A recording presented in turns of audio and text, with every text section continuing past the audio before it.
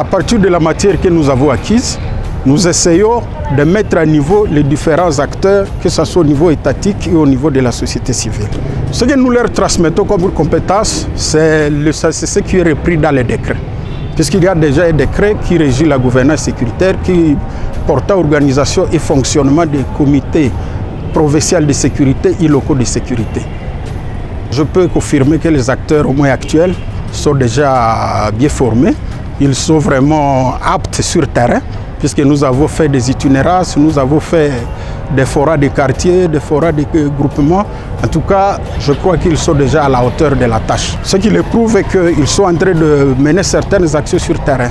Dernièrement, l'administrateur du territoire a été à Cantine et a organisé un forum au niveau de la base. Et sûrement, les informations qu'ils ont récoltées sur terrain pourront fournir des résultats concrets. La gouvernance sécuritaire, sa mise en place, c'est un processus. Donc tout le monde ne sera pas informé au même moment. C'est pour cela, au niveau provincial, il y a déjà un groupe de coachs professionnels. Petit à petit, nous avons formé des coachs au niveau des villes et au niveau des territoires. Je suis convaincu qu'à un certain moment, nous allons descendre vers le chefferie et secteur. Donc c'est déjà un cadre, une pépinière qui permettra la pérennisation des acquis du programme ESPER.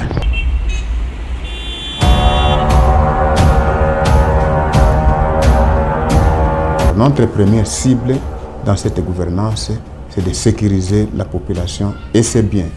De façon que si la population est bien sécurisée, elle peut contribuer au développement. Et cela passe par la formation de nos autorités et même de nos services, afin d'assumer correctement leur mission, la sécurisation des personnes et de leurs biens. Il y a les changements qui est notable. Par exemple, auparavant, on avait des formations, mais l'insécurité battait toujours son record. Mais depuis la série de formations dont nous avions suivi, nous sentons que sur le terrain, il y a une amélioration. Les cas de cambriolage, de visites nocturnes, de tracasseries a baissé sensiblement. Après une période, un trimestre, on se réunit, on évalue.